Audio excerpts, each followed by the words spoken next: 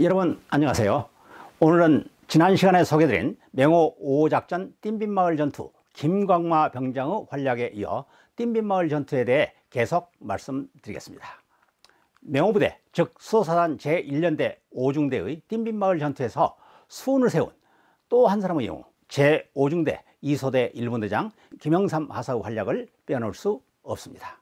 김영삼 하사는 1966년 3월 24일 새벽 맹호 5호 작전에 참가해 소대장 이청중이와 함께 띵빈마을 북동쪽을 수색했습니다. 그때 띵빈마을을 점령하라는 중대장의 긴급 명령이 내렸습니다. 중대장의 명령에 따라 소대는 물이 찰랑찰랑하게 차있는 늪지대와 논두렁을 통과해 2.5km 떨어진 띵빈마을 외곽 공동묘지 능선에 전개했습니다. 소대가 전개하자마자 베트콩의 집중 사격이 시작되더니 그 강도가 점점 더해갔습니다. 그로 인해 제2분대장 서가조 하사 등 4명이 부상당했습니다. 소대장 이청중이는 이런 상태로 공격을 계속한다면 손실만 자초할 뿐이라고 판단했습니다. 따라서 그는 중대장의 승인을 얻어 우측으로 우회한 후 베트콩 철조망지대에 도착했습니다. 이어 쌍방이 수리탄을 투척하는 근접전투가 시작됐습니다.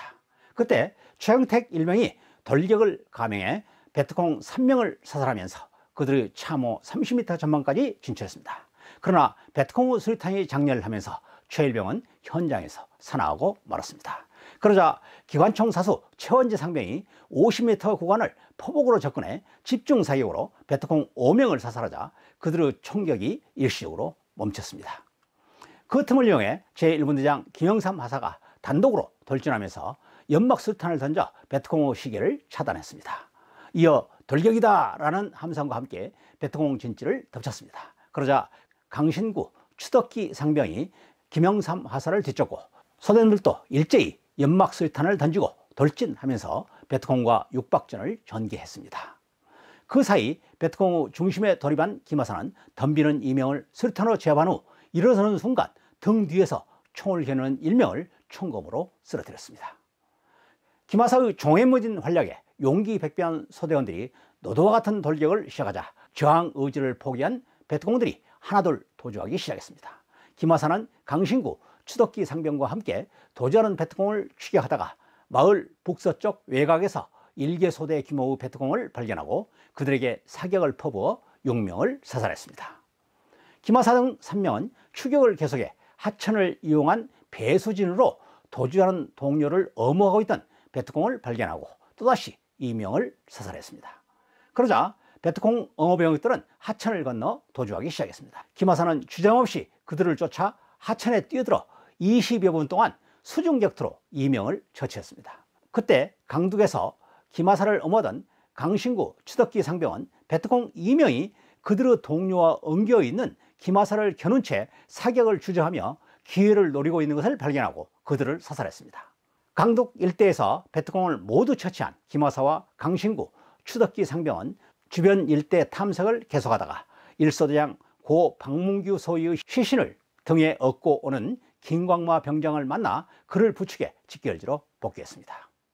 직결지에서 김영삼 하사는 대원들과 합류했지만 그동안의 긴장이 풀어지면서 잠시 동안 기절했습니다. 실제로 김하사의 활약은 생사를 떠난 초인적인 것입니다. 예를 들어 김하사는 수영을 전혀 못하는 사람이었습니다. 따라서 그가 강물에 뛰어들었을 때 강물이 깊었다면 그는 오히려 베트콩의 표적이 되었을 것입니다. 그럼에도 김영삼 하사가 주저함없이 강물에 뛰어든 것은 나의 동료를 죽인 적을 잡겠다는 적개심과 무의식의 발로였던 것입니다.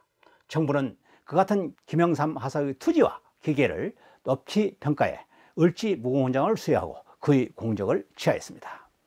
앞서 김광마 병장을 소개드리면서 말씀드린 바와 같이 베트남 전선에서 눈부신 공으로 을지무공훈장을 목에 걸고 귀국한 전쟁 영웅 김영삼 하사의 이후 생활은 순탄치 못했습니다. 앞서 말씀드린 김광마 병장과 동일하게 그는 격렬한 전쟁을 치르는 나타나는 외상후 증후군 환자였습니다. 그로 인해 내부적으로 그가 겪고 있는 악몽, 환각, 공황장애 등으로 인해 야기되는 음주, 주벽, 폭력성 등을 주변에서는 모두 그의 개인 탓으로 돌렸습니다. 그는 외상후 증후군, 고엽제 후유증과 같은 전쟁 질환에 대해서는 개념조차도 갖지 못한 사회에서 냉대와 질시 속에서 경제활동에 나고하면서 순탄치 못한 삶을 연명하다가 젊은 나이에 생을 등졌습니다. 경제발전을 위해 좌우를 살필 틈도 없었던 대한민국이 이제 선진국에 진입해 새롭게 지난날을 반추하면서 답해야 할 차례입니다. 이제라도 우리가 그들을 위해, 대한민국의 미래를 위해 해결해야 할 과제가 무엇인가를 생각할 때입니다. 여러분의 생각은 어떠신지요? 다음 시간에는 맹호 5호 작전에서 활약한 수도사단 기갑연대 김창진 하사의 활약에 대해 말씀드리겠습니다. 여러분, 다음 영상에 만나요.